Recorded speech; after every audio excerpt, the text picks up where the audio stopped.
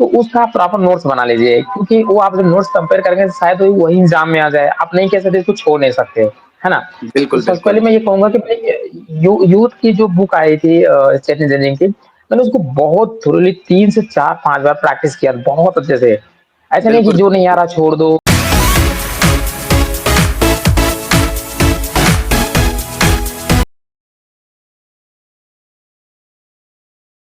श्रीवास्तव है from the 46th episode of Y city talks.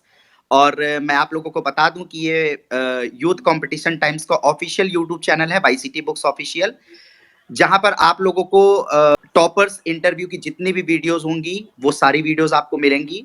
तो आज का ये जो हमारा 46 एपिसोड है, इस एपिसोड में हमारे साथ है मिस्टर अभिषेक कुमार पाल, जिन्होंने अपने पहले ही प्रयास में जेपीएस का असिस्टेंट इंजीनियर का एग्जाम क्वालिफाई किया है।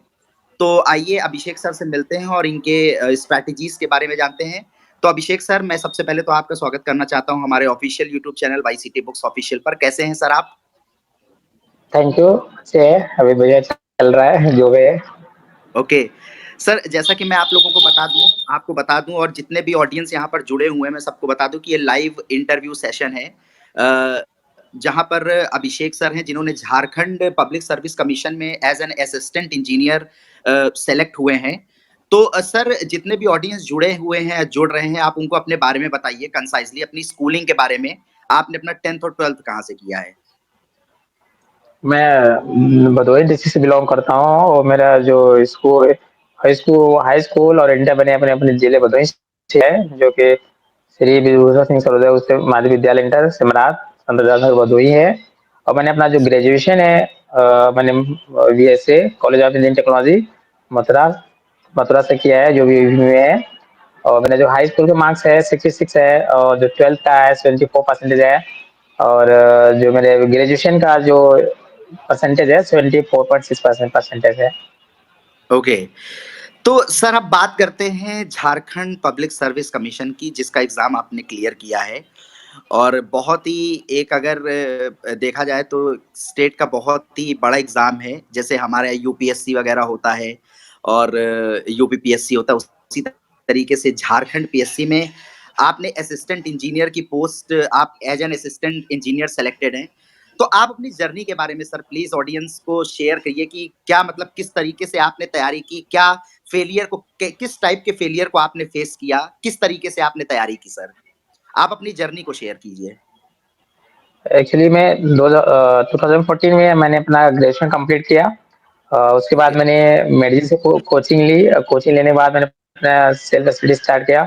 और एक्चुअली 2-3 ईयर मेरा गैप हो गया। उसके बाद मैंने अपना तैयारी 2016-17 से स्टार्ट किया अच्छी तरीके से।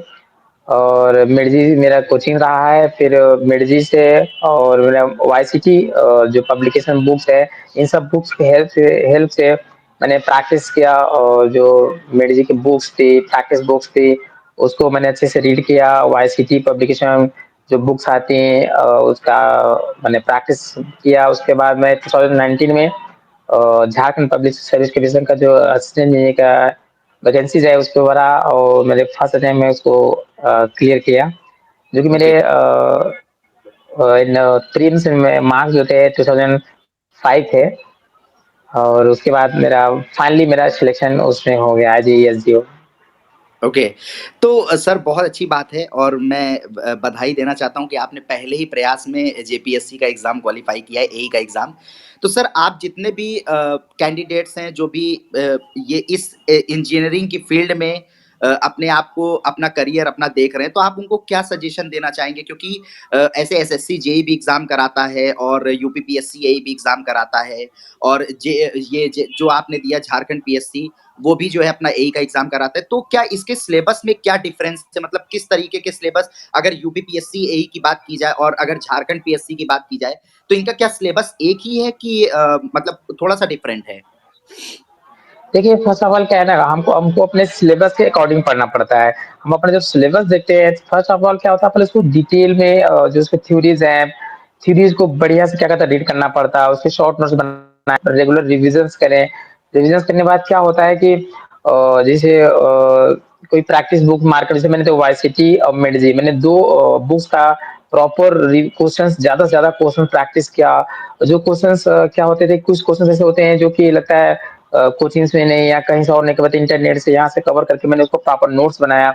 उन नोट्स का प्रॉपर रिविजन्स किया और ज़्यादा से ज़्यादा प्रैक्टिस किया। क्वेश्चन जितनी प्रैक्टिस करते थे, जो टॉपिक्स मैंने पढ़ा, जैसे अगर टॉम का मैंने कोई एक चैप्टर पढ़ा, तो वो बाकायदे में पूरी थ्योरीज पढ़ता था, उसके फिर शॉर्ट नोट्स बनाता था। फिर मैं इन बुक्स में जाके पूरी उससे जितने क्वेश्चंस होते थे मैं उसको पूरी प्रिपेयर करता था। अगर कोई टॉपिक नहीं लगता था कवर किया हूँ मैं, तो उसको प्रॉपर मैं नोट्स बना लेता था। इस तरह से मैंने अपनी पूरी हर एक जो सिलेबस होता था मैं उसको पूरी तरह से प्रिपेयर करता था। ओके। तो सर अगर एग्जामिनेशन पैटर्न की बात करें, क्योंकि आपने बताया कि इसमें 3 स्टेज होते हैं, प्रीलिम्स होता है, मेंस होता है और नहीं, इंटरव्यू। ओके। इंटरव्यू होता है। तो प्रीलिम्स सर कितने मार्क्स का होता है? प्रीलिम्स जो मैं झारखंड पीसीएस का था, वो 300 मार्क्स था। तो उसमें मेरे 2005 मार्क्स मेरे आए थे, और 205 मार्क्स मेरे आए थे, सॉरी। ओके, और जो मेंस था 1000 का था।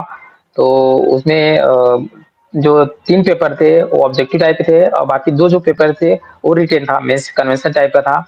तो ओके, जो मेरे प्रीलिम्स के मार्क्स थे, तो मेरे 480 मार्क्स थे आउट ऑफ 600, और 400 का जो कन्वेंशनल था, तो उसका तो मार्क्स बताया नहीं जाता, तो आइडिया नहीं है, स्कोर कार्ड भी नहीं आया था, तो उसमें बता नहीं सकता कि मेरे कन्वेंशनल कितने मार्क्स थे। लेकिन जो ओके। प्रीलिम्स के 600 मार्क्स थे, उसमें से मेरे 480 मार्क्स थे। ऑलराइट। और सर इंटरव्यू की अगर बात करें, क्योंकि इंटरव्यू तो काफ़ी, ये पीएससी का जब नाम आता है तो चाहे वो यूपीएससी हो चाहे वो यूपीपीएससी हो, तो इंटरव्यू एक बहुत ही मतलब लाइक हिरकिलन टास्क होता है, क्योंकि पहले से ही स्टूडेंट अपने आप को प्रिपेयर करता है कि ठीक है मेरा प्रीलिम्स और मेंस तो निकल गया है, बट इंटरव्यू किस तरीके से क्रैक करेंगे। तो क्या आपने इंटरव्यू क्रैक करने के लिए कहीं कोचिंग वगैरह ज्वाइन की थी, कहीं मॉक इंटरव्यू वगैरह दिया था इंटरव्यू को क्रैक करने के लिए? नहीं, मैंने इंटरव्यू क्या है, यूट्यूब से मैंने बहुत सारे इंटरव्यूज देखे थे, किस तरह से इंटरव्यूज मतलब लोग देते हैं। मैंने खुद को उस टाइप से इंटरनेट से क्वेश्चंस ढूंढता था कि मुझे ये 4 राउंड किस तरह से प्रिपेयर करने हैं, टेक्निकल राउंड किस तरह से। मैंने अपने सेल्फ सेल्फ उसके लिए, इंटरव्यू के लिए बहुत सारे क्वेश्चंस के सेल्फ आंसर बनाए थे कि अगर वो मुझसे क्या क्वेश्चन पूछ सकते हैं, क्योंकि मेरा थोड़ा गैप भी था, तो गैप मेरे लिए क्या क्वेश्चन पूछ सकते हैं, टेक्निकल में मेरे किस तरह से क्वेश्चन पूछ सकते हैं। मुझे बताया जाता है कि इंटरव्यू में मेरा मैंने यूपीपीएससी से लेक्चरर का भी दिया था, मेरा उसमें मेरा इंटरव्यू था। अनफॉर्चुनेटली मेरा उसमें नहीं हुआ। तो मुझे लगा कि इंटरव्यू में कि वहाँ पे जो क्वेश्चंस होते हैं, ये कोई नहीं कह सकता कि हम ये बुक पढ़ के जाएँ या कोई ऐसी बुक पढ़ जाएँ। मुझे लगता है कि वहाँ सेल्फ कॉन्फिडेंस बहुत ज़्यादा ज़रूरी होता है। आपको ज़रूरी नहीं कि हर एक क्वेश्चन आए ही, नहीं आए, आप सॉरी बोल सकते हैं, क्या नेक्स्ट क्वेश्चन आना ज़रूरी हो जाता है, हम देंगे ही आपको। लेकिन जो बताएँ कॉन्फिडेंस से बताएँ, क्योंकि आप एज़ ए ऑफिसर बनने जा रहे हैं, ज़रूरी नहीं आप इधर रट के ही जाएँ, वो आपको पता नहीं वो क्या पूछ सकते हैं। जी कभी क्या होता बिल्कुल। है पूरे बुक से पूछते हैं, और कभी क्या होता है कि वो सराउंडिंग्स पूछने लगते हैं, तो लगता है कि आप ये नहीं कह सकते कि बर्डन नहीं लेना चाहिए, मैं ये पढ़ के जाऊँ, वो पढ़ के जाऊँ। आप कॉन्फिडेंट हाई ज़्यादा रहिए, और वो जो पूछे आप उसके फुली कॉन्फिडेंस से आंसर दीजिए। मुझे लगता है मैंने तो कोई कहीं कोचिंग या कुछ ज्वाइन नहीं किया था अपने इंटरव्यू के लिए, और मेरा इंटरव्यू काफ़ी अच्छा रहा। मुझे अच्छा ही से बोलें, जो क्वेश्चन पूछते थे मैं बहुत कॉन्फिडेंटली बता पाया, और ऐसे नहीं लग रहे थे कि मैं मुझे बहुत पढ़ के और आना चाहिए था। तो बस यही था मेरा। अच्छा सर, जितने भी लोग जुड़े हुए हैं वो बहुत ही ज़्यादा एक्साइटेड हैं ये जानने के लिए, क्योंकि किस टाइप के क्वेश्चंस इंटरव्यू में पूछे जाते हैं, कैसे इंटरव्यू मतलब क्वेश्चंस किस तरीके के पूछे जाते हैं इंटरव्यू पैनल के द्वारा। तो आप कुछ क्वेश्चंस अगर आपको याद है तो आप शेयर कर सकते हैं, जिससे कि हमारी जो भी ऑडियंस है देख रही है तो जान पाए कि किस तरीके के क्वेश्चंस पूछे जाते हैं। वो जैसे मैं अगर अब झारखंड पब्लिक सर्विस में बताऊँ, तो मेरा इंटरव्यू होता है, तो उसमें सब फाइनली सबसे पहले जो चेयरमैन सर थे, चेयरमैन सर हमारे नाम नहीं याद आ रहा है, लेकिन उन्होंने सबसे पहले पूछा कि बेटा आप किस डिस्ट्रिक्ट से बिलोंग करते हैं? तो मैं भदोही डिस्ट्रिक्ट से, यूपी से बिलोंग करता हूँ। तो बोले आपकी भदोही डिस्ट्रिक्ट किसके लिए फेमस है? फाइनली मेरा इंटरव्यू हिंदी में जज सर क्वेश्चन पूछ रहे जी, थे। जी। तो ओके, मैंने बताया कि मेरा जो भदोही डिस्ट्रिक्ट है फाइनली पूरे पूरे वर्ल्ड में फेमस है। फिर बोले कि बेटा आपने बीटेक कहाँ से करा? मैंने कॉलेज का नाम बताया ये। तो उसको मेरे टेक्निकल स्टार्ट होते हैं। टेक्निकल में जैसे वो लोग पूछने लगे कि फिन्स क्या होती हैं? फिन्स का फंक्शंस क्या होता है? टरबाइन क्या होती है? उनका फंक्शंस क्या होती है? इनकी एफिशिएंसी अगर हीट इंजन से कंपेयर किया जाए तो क्या डिफरेंस होगा? और गैस टरबाइन क्या होती है? तो ऐसे ओके। ऐसे छोटे-छोटे क्वेश्चन्स होते हैं जो मुझे नहीं लगता है कि बहुत ज़्यादा वहाँ पे सोचना पड़ता है। ये तो नॉर्मली सभी बता सकते हैं। मुझे लगता है अगर आप पूरी थ्रो पढ़ के आप गए हैं, प्री निकाल के गए हैं, मेंस रिटन लिख के आप आए हैं, मुझे नहीं लगता कि इसके लिए और स्पेशल तैयारी करने की ज़रूरत थी कि सर मैं और कुछ बता पाऊँगा। तो ओके। मेरे से ये 15 से 20 मिनट मेरा इंटरव्यू चला था और मुझे लगता है कि मुझे भी लग रहा था कि मैं क्वेश्चन जो बहुत कॉन्फिडेंटली बता पाया, अच्छा बता पाया। अब फाइनली मेरा सिलेक्शन हो गया तो मुझे लगता है मैं सही ही बता पाया था। नहीं तो कहा नहीं सकता कि सही था, गलत था, वैसे आइडिया भी नहीं लग पाता ना अपने आप को। उनको तो लगता है हाँ, सब सही कर रहा है। तो सर अब बात करते हैं कि अगर मैं बुक की बात करूं, क्योंकि बहुत सारे स्टूडेंट हैं, बहुत सारे कैंडिडेट हैं कि जो कि इनको ये पता है कि एक अच्छी बुक का सिलेक्शन बहुत ही इम्पोर्टेंट हो जाता है किसी भी एग्जाम को क्रैक बहुत करने के ज़रूरी। लिए। तो आपने तो बताया ही किस किस बुक का यूज किया, तो आप लोगों को एक बार फिर से बता दीजिए कि आपने बेसिकली किस बुक का यूज किया एग्जाम को क्वालिफाई करने के लिए। देखिए, एक्चुअली क्या होता है, हम थ्योरी पढ़ना पहली बात सबसे ज़रूरी होता है। थ्योरी जैसे मैं मेडिकल के स्टूडेंट था, तो मैंने थ्योरी वहाँ से कवर किया। उससे ज़्यादा ज़रूरत है प्रैक्टिस करना, बहुत ज़्यादा प्रैक्टिस करना। क्योंकि आप 1-2 क्वेश्चन या प्रीवियस और क्वेश्चन से को एक बार लगा के चले जाएँ, नहीं, अगर आप थ्योरी पढ़ रहे हैं, तो उससे ज़्यादा क्वेश्चन प्रैक्टिस है। मैंने यूथ पब्लिकेशंस की जो बुक आती है, एईई के असिस्टेंट इंजीनियर की, जो स्टेट इंजीनियरिंग के, मतलब मुझे लगता है कि इंडिया के जितने भी स्टेट इंजीनियरिंग के होते हैं या आईएएस के क्वेश्चंस होते हैं, मैंने वाईसी बुक का बहुत अच्छे से उसका प्रैक्टिस किया था। जो क्वेश्चंस नहीं आते, मैं उसको नोट डाउन कर लेता था। और मुझे नहीं लगता कि कोचिंग में भी हर एक टॉपिक कंप्लीटली तो कराया नहीं जाता, कुछ ही छूट जाते हैं। आप लगता है ओके। जब बुक का प्रैक्टिस करते हैं, तो उसका प्रॉपर नोट्स बना लीजिए, क्योंकि वो आप जब नोट्स कंपेयर करेंगे तो शायद वही एग्जाम में आ जाए। आप नहीं कह सकते, इसको छोड़ नहीं सकते, है ना? तो बिल्कुल सबसे पहले बिल्कुल। मैं ये कहूंगा कि भाई यूथ की जो बुक आई थी स्टेट इंजीनियरिंग की, मैंने उसको बहुत थोरली 3 से 4 5 बार प्रैक्टिस किया, बहुत अच्छे से। ऐसा नहीं कि बिल्कुल जो नहीं आ रहा छोड़ दो ये। और दूसरा चीज, मेडिजी का स्टूडेंट था, तो मैंने मेडिजी के प्रैक्टिस सेट, मेडिजी की थ्योरी और जो नोट्स मेरे नोट थे, मैंने खुद का शॉर्ट नोट्स बनाया था। शॉर्ट लास्ट स्टेज में क्या होता है, जब हम एग्जाम के करीब में होते हैं 1-2 महीने के, तो लगता है वहां पे ज्यादा से ज्यादा शॉर्ट नोट्स और प्रैक्टिस जो जहां से आपने किया है, क्वेश्चन प्रैक्टिस किया है, वो चीज ज्यादा रिविजन करिए, उसको गोला लगाए रहिए कि ये क्वेश्चन मुझे थोड़ा दिक्कत कर रहा था, मुझे नहीं समझ में आ रहा था। तो वो बार बार प्रैक्टिस था, क्योंकि क्वेश्चन अनसर्टेन, पता नहीं कहाँ से आ जाएंगे। अगर पता चले इजी इजी पढ़ के चले गए, इजी तो सबसे हो जाएगा, मेरे से होगा तो आपसे भी हो जाएगा। जो चीज थोड़ा सा मीडियम और थोड़ा टफ क्वेश्चन होते हैं, वो आपको लगता है छोड़ो ये पता नहीं क्या है, और वही आ गया तो वही सिलेक्शन का लगता है मार्क्स ही देने वाला होता है। और बिल्कुल। हम बिल्कुल कटा के करीब में रह जाते हैं। तो वो चीज आप नहीं छोड़ सकते कि नहीं छोड़ो, छोड़िए टफ है, मेरे में नहीं आएगा। अरे वही क्वेश्चन शायद आ गया, तो मैं वो छोड़ता नहीं था। कभी मैं क्वेश्चन ही राइट डाउन अपने शॉर्ट नोट लिख लेता था, कि 1-2 बार उसको 3 बार रिविजन करता था, ताकि ये कभी हुआ था वो क्वेश्चन नहीं आ गया, तो मुझे लगता था कि यार उसके इसको तो करना भी नहीं, मुझे याद इसका आंसर कितना आता था। तो बिल्कुल। ऐसे बिल्कुल होता था पढ़ते कि पढ़ते मतलब हो जाता है, पढ़ते पढ़ते हो आ जाता जाता है, है। हो जाता है। अच्छा सर, ये जैसा कि आपने बताया, मैं और भी पीएससी के स्टूडेंट्स का इंटरव्यू लिया हूँ और काफी सब लोग ये कहते हैं कि यूथ की जो किताबें हैं उसमें क्वेश्चंस के कंपाइलेशन बहुत ही मजेदार है, क्वेश्चन के बहुत अच्छा, कंपाइलेशन। बहुत और कभी मजेदार तो है, बहुत बहुत। ऐसा भी होता है कि एज इट इज वो क्वेश्चंस भी आ जाते हैं।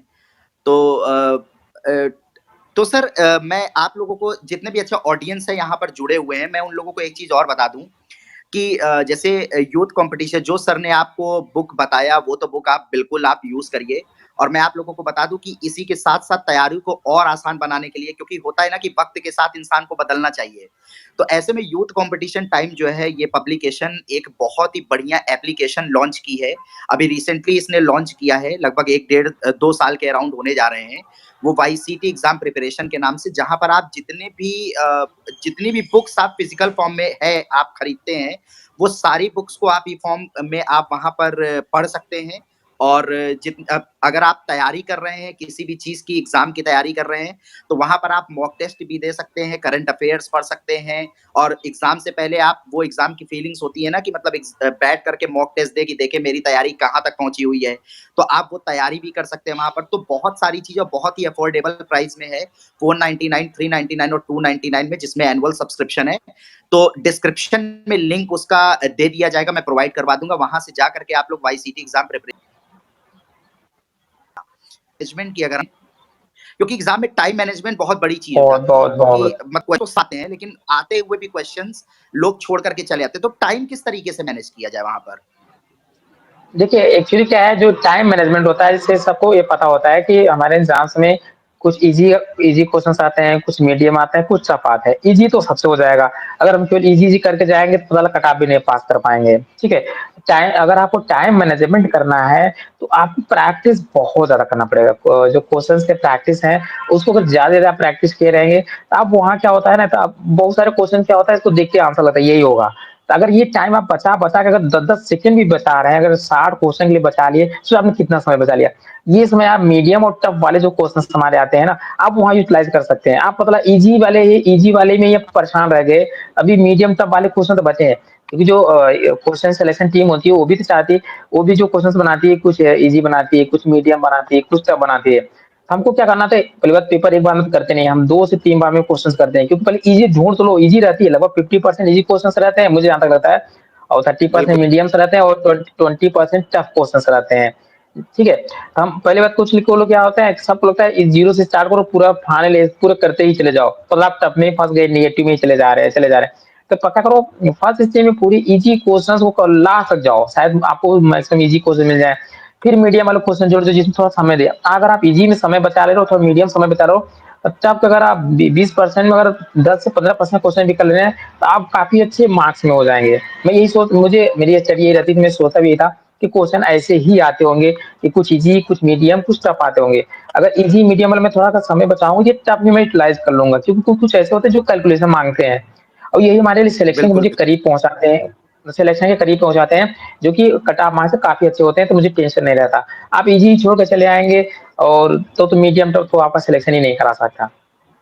इसलिए मैं टाइम मैनेजर ओके, ऐसे करता था कि ईज़ी से समय ज़्यादा चुराता था ताकि मैं मीडियम और टफ यूटिलाइज़ कर पाऊँ। ओके।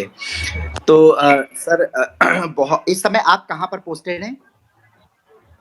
अभी मैं झारखंड में बोकारो में हूँ, मेरी पोस्टिंग है अभी। Okay, alright.